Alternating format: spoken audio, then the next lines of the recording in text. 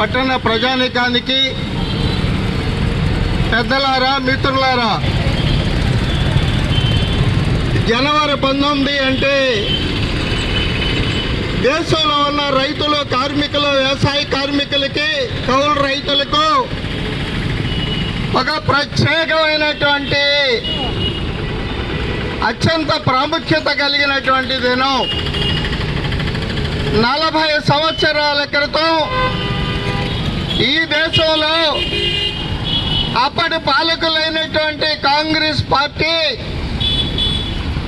సంస్కరణల పేరుతోటి ప్రైవేటీకరణ, సరళీకరణ, ప్రపంచీకరణల పేరుతోటి భారతదేశంలో రైతు, కార్మిక, కౌలు, వ్యవసాయ కార్మికుల వ్యతిరేకమైనటువంటి విధానాలని తీసుకొచ్చారు.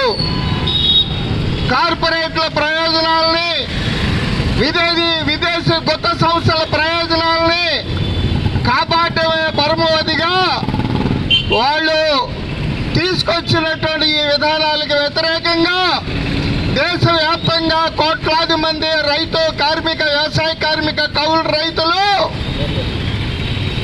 1982 జనవరి 19వ తేదీన దేశవ్యాప్తంగా సార్వత్రిక సమ్మెకి పిలిపివ్వడం జరిగింది.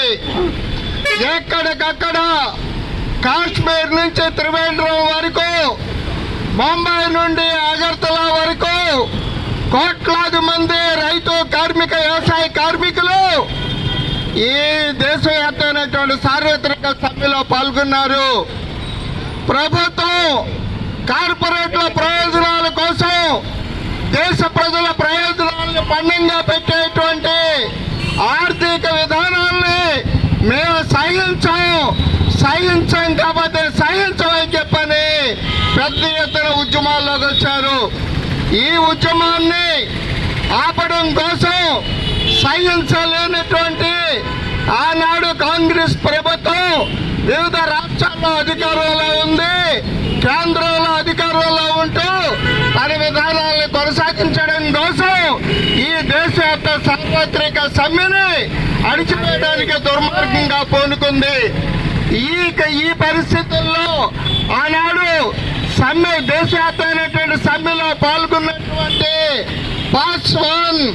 బోలా పాస్వాన్ గారు ఉత్తరప్రదేశ్ బెనారస్ లో సమ్మెకి నాయకత్వం వహిస్తూ రైతుల్ని పెద్ద ఎత్తున సమీకరించి రైతులు, కార్మికులు, వ్యవసాయ కార్మికులు పెద్ద ఎత్తున సమ్మె కార్యక్రమాన్ని నిర్వహించారు.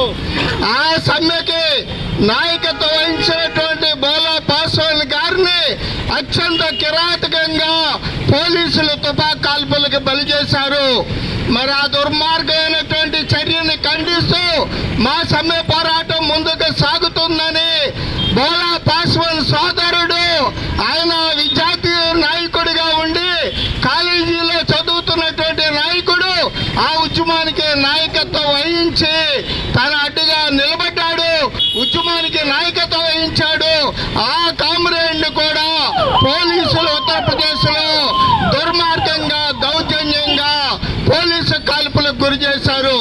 ఈ విధంగా 32 మందిని తీవ్ర గాయాలకు బలి చేసినటువంటి సంఘటన ఆనాడు ఉత్తరప్రదేశ్ లో బెనారస్ ప్రాంతంలో మనం చూసాం. అలాగే తమిళనాడులో అన్నాడీఎంకే నాయకత్వం, ఆ ఉద్యమానికి నాయకత్వం వహిస్తున్నటువంటి వ్యవసాయ కార్మికులు, వ్యవసాయ కార్మిక సంఘ నాయకులతో పాటు 3 నాయకుల్ని అత్యంత కిరాతకంగా ఆనాడు అన్నాడీఎంకే పొట్టను పెట్టుకున్నటువంటి పరిస్థితి. పోలీసులు అత్యంత కిరాతకంగా జాతీయ సమ్మె మీద దాడి చేసిన పరిస్థితి చూసాం. అలాగే మహారాష్ట్రలోను, అలాగే పంజాబ్లోను దేశవ్యాప్తంగా సరళీకరణ విధానాలను ముందుకు తీసుకెళ్లి